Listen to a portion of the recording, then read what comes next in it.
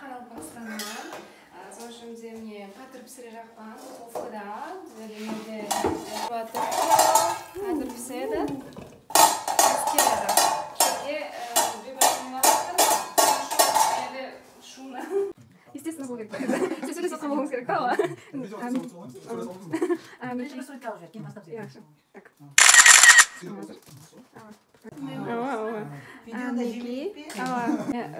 YouTube каналыма Қарақалпақстаннан келген достарымыз хақында түсірмекші. Көп адамлар менің немді көріп, суреттерін көріп, таниды Инамжанды. Бұрында көп адам. Инамжанның папасы Сағынбай аға, жазушы, поэт, һәм оның әйелі Гүлнар апа. Ол да переводчица, путешественница. Һәм Инамжанның әйелі Оразгүл. Олар Брнода тұрады, қатынасып тұрамыз. Міне үйге бүгін қонаққа келді, палау пісірдік. Хочет болғаннан кейін интервью аламыз. Гүлнар апа біздерге Чехияға неге келгенін, бұяқта қалай қыдырып жүргенін, неге келуге қарар қылғанын сұраймыз. Қалай Чехияға келдіңіз? Қандай визаменен келдіңіз? Біз Чехияға ең бірінші 2018 жылы келдік. Туризм визаменен. Баламыз Инамжан 2014 жылдан бері осы жерде Брно қаласында жасайды. Оқыды, қазір жұмыс істеп жатыр. Сол баламыздың шақыру қағазы менен келді. Осы сапар келгеніміз 4-ші рет келгеніміз. 2020 жылы мартта келіп 1,5 жыл жасадық. 2022 жылы февральда келіп майда кеттік. Қазір міне және августта келдік. Октябрьдің аяғына қайтамыз, Құда қаласа. 3 ай Өзбекстанда, 3 ай Чехияда. Голландияға да барамыз, қызымыз бар ол жақта. Европаның қайсы мемлекеттерінде болғансыз? Қайсы мемлекеттер ұнаған сізге? Біздер Францияға бардық. Лувр музейі белгілі. Эйфел башнясын тамашаладық. Венаға бардық, Австрияға. Голландияның көп қалаларына, Чехияның көп қалаларына бардық. Көбірек Чехияда жасағанымыз үшін болар. Біздер Қарақалпақтың 2 пенсионеріне Чехия мемлекеті жақынлау келеді екен. Бір халқы тыныш, бір хауа райы жағымлы. Брнода өзіміздің нөкістей болып кеткен. Кеше келіп болып өзіміздің көл, өзіміздің тоғай, өзіміздің парық деп бәрін бір қатар зияратлап жатырмыз. Сағынып келеміз.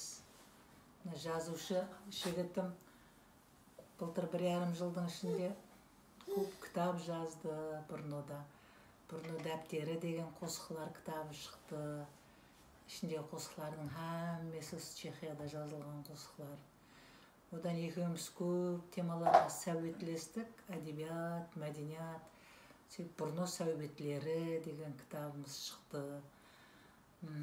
Һәм қыдырып келеміз, һәм сондай дөретушілікпенен шұғылданамыз. Дөретушілігімізге жақсы тәсір етеді бұл жердің орталығы. Бір табиғатының тәсірі ме, төңіректегі гөзаллықлар ма, бір көп илхам бағышлайды біздерге Чехия мемлекеті. Бұлма перзентлеріміздің сол жерде жасап жатқанына қуанамыз.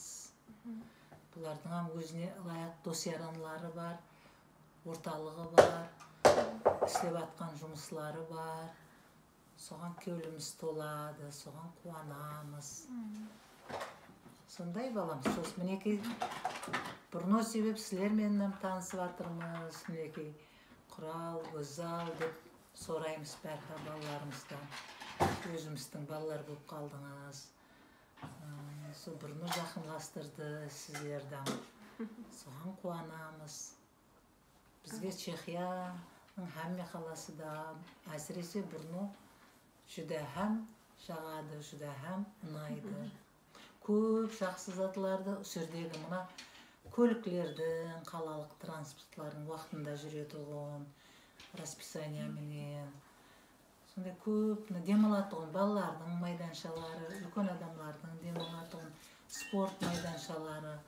Сондай көп жақсы затларды көріп, ауылымызда болғанда екен деп жүрген жерімізде тілек тілеп жүреміз. Осындай табиатына, көшелеріндегі жасыл теректерге қарап, осы жақсы затлардың бәрі ауылымызда болған қалейміз, тілек тілейміз жүрген жерімізде.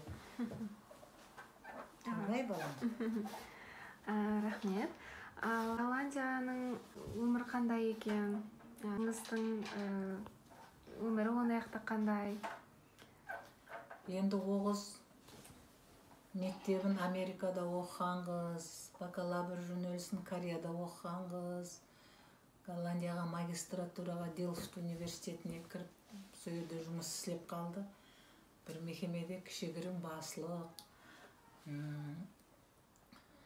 Хельверсум деген бір кішкене ғана бір әжайып, бір адамға жағымлы қалада тұратұғын еді, біздерге қатты ұнайтұғын еді. Өзіміздің мен дай жүрдім, қожелісі бір қожеліге сап кетеді әй дейтұғын едім сол Хельверсумды. Жақында бір үлкенірек имарат алып, имаратын өзгертіп, Утрехт деген қалаға көшті. Дәслеп мен Утрехт дегенде тек аспанға тиейін деп тұрған жайлар Утрехттің бәрі. Баяғыда 18 жыл келгенде қыдырып барып едік та Утрехтқа. Бұлар бір Утрехттің шетінде екен, ол да бір тыныш көше, бір тыныш ауыл екен. Онан қалды, сол тазадан көшіп келген күні, сол қоңсығы басы жиналып, әммесі келіп, бір букет гүлі бар қолында. Ішке кірмеген менен құтылқылаймыз, көшіп кеп атқаның менен біздің көшемізге қоңсығы батырсыз деп кеткен. Мен сол хабарды естіп қатты қуандым. Біздің ауылда қоныс алма, қоңсы ал дейді, қоңсыларының жақсы болғанына. Бұл жақта да сондай бір мұсылманшылық дейміз біздер, сол мұсылманшылықтың басым болғанына. Онан соң бір-бірлері сол, мысалы бір Европада бір-біреумен қатынаспайды дейді, қоңсуға танымайды дейді, сондай пікірлерім жүреді. Бірақ сол көшесінде бір 30 қожалық бар екен, кішкене көше болса да, сол көшіп келдік деп таза жайына шақырған. Олардың әммесі келген. Соны естіп, және бір қуандық. Сондай қожалығы бар, 2 жасар баласы бар, жұмысы бар. Оларда да сондай қадымғы өзіміздің өмірдей өмір, күнкөріс, тіршілік. Söz өнері. Авторы Негара Атлеуова. Мазлумлардың қапа кеулін жай қылған, әрзу әрман гүлзаллыққа тойдырған, әжін язға сөз нағышын ойдырған, ана тілі құдіретіне қайылман. Нешелердің өмір жолын создырған, жүректерде ішқы дәртін қоздырған, той мәреке бәзімлерді қыздырған, ес білгелі мен өзіңді таниман. Қарым байды сақлады ма дүниясы, шежер едір хазинелер ұясы, ойлап қалдым бар ма мехір гиясы, мен пұл емес кітап жинап байырман. Ақшамлары түн ұйқыдан безгенмен, сөз саралап мәжнүн яңлы кезгенмен, мақтың құлы бағынан гүл үзгенмен, сөз өнері жолларыңда сайылман. О рухи кабам, ана тілімсең, өз бағымда мәпелеген гүлімсең, сен халқымның тажындағы дүрімсең, өмірім бойы қызметіңе тайынман. Мархума шайра Негара Атлеуованың бұл қосығы тіл байрамы репертуарына шайыр һәм эссеист Сағынбай Ибрагимов тарапынан ұсынылып отыр. Деген бар еді, оны қадым өтенесіне сөзіне мен телевидениеде редактор болып, телевидениеде режиссер болғанмен түсіре қоймайды, мен телевидениеде. Сағынбай ағаны көп адамдар таниды. Жаңарағы менен дөретушілікке қатты жақын адамдар. Мен Сағынбай аға көп қана кітаплар жазған, көп маған достарым, сол Қарақалпақстандағы Қарақалпақ филологиясында оқитын достарым маған не дейді, сразу жазды суреттерімізді көріп, о, сіздер Сағынбай ағамен, Гүлнар апамен айланып жүрсіздер ме, қалай таныстыңыз деп. Содан көп кітаплар hakkında естік. Қазір мына жерге кітаплардың суретін қоямын, сіздер тауып алсаңыз болады.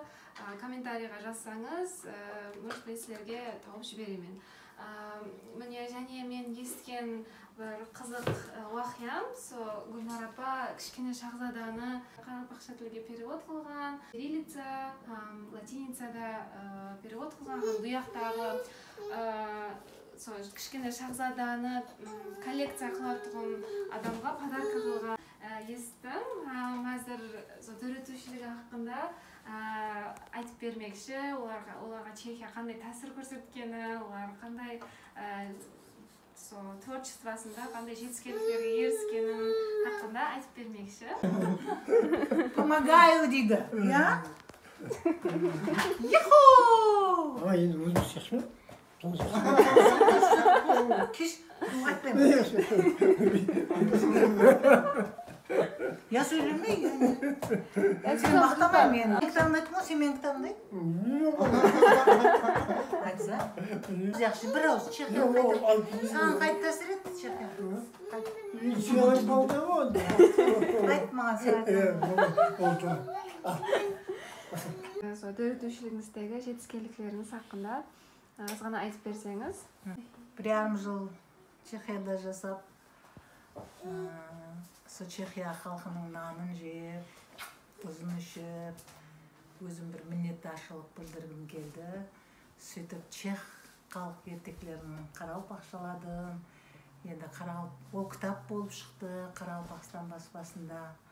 Мектеп кітапханаларына тарқатылды. Енді Қарақалпақ балалары чех халқының ауызекі әдебиетіменен танысатын болады. Ұлыма ауызекі әдебиет, фольклор, ертеклер деген дүниежүзінің hamma ертеклері де бір-біріне ұсайды. Ауызекі әдебиет ұсайды бір-біріне.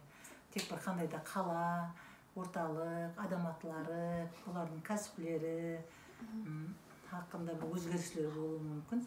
Сол кішкенелерімізге, өзіміздің перзентлерімізге чех халық ертеклерін сауға еткеніме қуаныштымын.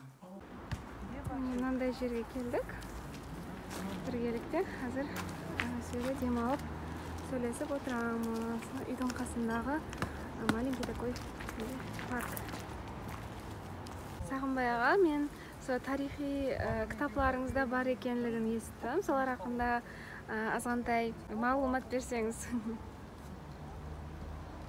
Енді әммеде қызығушылық болады. Менің халқым қайдан келіп шықты, қашан пайда болды, қаяқта жасады деген. Енді бізде де концепция есеп шығылған. Пәлен уақытта, пәлен жақта пайда болған, пәлен жақта жасаған деген концепция бұл. Мектепте де өтіледі, бұлайша үлкен кітап болып шыққан. Мен бұл концепцияменен танысып шығып, оған қанағаттанбадым. Себебі оңанда менің сенімсіз көп не болды да, бұлайынша айтылған, оған дәлел жоқ. Жазба дәлел жоқ та, мысалы үшін. Пәлен уақытта, пәлен жайда жасады деп айту үшін оған дәлел болуға тиіс, жазба, мағлұмат. Сол халықтың сонда жасаған hakkında. Ондай мағлұмат жоқ. Бұл тек сол концепцияны істеп шыққан ілімпаздың өзінің ойы, өзінің болжамы. Соның үшін мен сол уақыт бойынша кітап оқып бастадым. Сол уақытта не болған? Тек сол маңда емес, соның қапталында, мынаяғында, оң жағында, шеп жағында не болған. Ұлыма сол уақытпен қызықтым да, сол бойынша мағлұмат іздедім, сөйтіп. Мен өзімнің концепциямды істеп шықтым. Менің концепциям әмесі бұл жазба мағлұматқа сүйенеді, я болмаса ауызекі мағлұмат болса, сол ауызекі мағлұматты мен өзімше анализдеймін. Бұл мынандай болған болуы мүмкін. Біз бұлай түсінеміз деп, мынандай мен ештеңені, еш гәпті тап үстінде болған деп айтпаймын. Мен әммесін бұл менің болжамым деп айтамын. Міне сол концепциям сол екі кітапта баянланды. Демек оқушы екі тілде бұл концепциямен таныса алады. Демек танысқан адам мынау сенімді деп, мынау сенімсіз деп айтуға хақылы. Я бұндай болмаған деп айтатұғын болса, оны дәлелеуге де хақылы. Дәлелей алады да. Яқ, мына мағлұмат мынандай. Сол ұлыма бұл дискуссия үшін, ойласық үшін әмесі айтылған болжам. Бекзаттың шежіресі бұл бұнdan қанша 130 жыл алдын жазылған. Қосықпенен фактті баялау, қандай да болған уақияны баялау қиында бұл қосықпенен. Бұл қосықпенен жазылған, дәстен.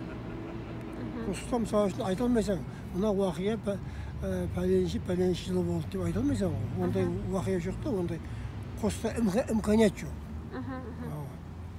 Соның үшін қосықпенен айтылған, бізде тек мектепте өтіліп, оқылып келді, оны еш анализдеген адам болған жоқ соққа дейін. Мына айтылған уақия, мысалы үшін жылы жоқ ол уақияның дәстінде, қашан болған, нешінші жылы болған. Ешкім анализдеген жоқ, қызықсынған жоқ. Мен осы дастанды оқып шықтым, сөйтіп менде не пайда болды. Қалай түсінеміз деген сауал. Қашан болған уақия? Мына айтылған уақия қашан болған, мына уақия. Соны басынан бастап аяғына дейін мен анализледім. Мысалы үшін, мына уақия бұл болған емес, болуы мүмкін емес, бұл мифологема. Яғни мифті, ойлап табылған зат. Ол ойлап табылған заттың мәнісі мынандай. Ол мына затты айту үшін ойлап табылған деп, соны әммесін анализлеп, осы кітабымда айттым.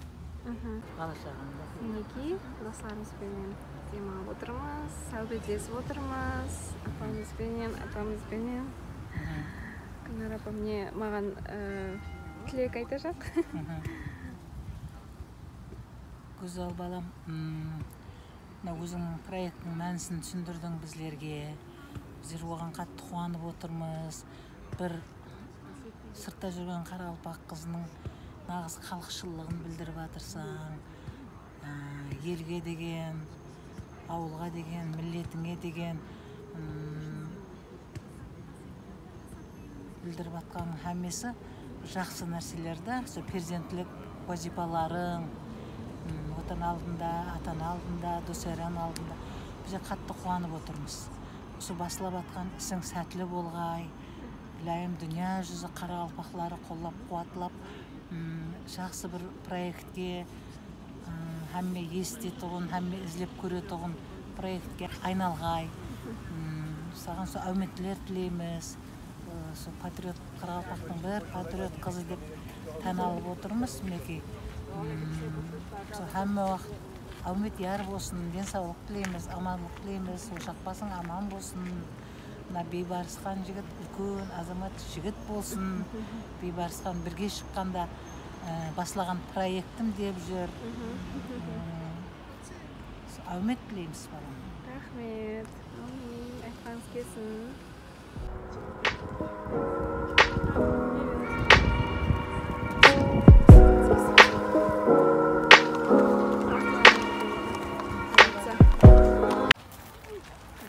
Айландырбыз.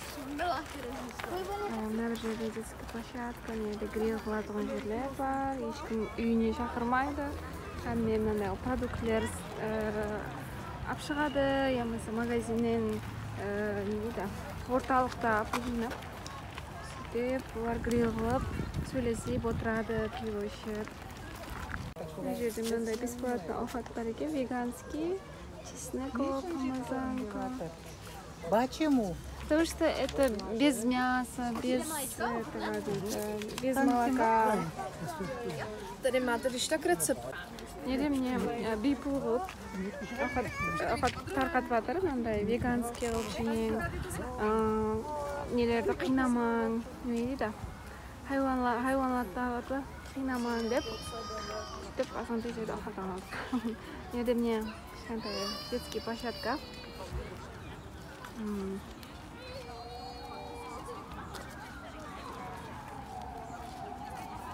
Балалар көп екен. Бүгін. Бұл жақта 3 жыл декретный отпуск бар. Жұмыстан тысқары және мемлекеттен пул береді. 4 жыл давамында балаңды үлкейтіп аламан дегенше, жұмыс баслайман дегенше, арай пул беріп тұрады. Соның үшін бияқтан әрқайын балаларды туа береді.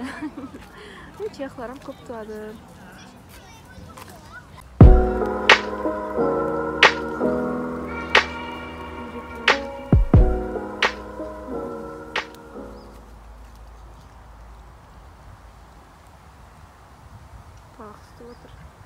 Ақырында айтып өтпекші болған затым, һәме айтылған, көрсетіп өтілген кітаплардың һәммесін сілер Савицкий музей атындағы Савицкий атындағы музейдің қасындағы кітап дүниясы дүканында сол кітапларды тоқсаңыз болады, сатып алсаңыз болады. Әмде видеоның астында Гүлнар апаның лабиринт деген телеграм каналын қалдыраман, һәм оның фейсбугына қалдыраман. Ол жүдә қызық затлар айтады, фейсбукта қызық уақиғаларды жазады. Һәм мен өзімнің инстаграмымнан қалдыраман астында.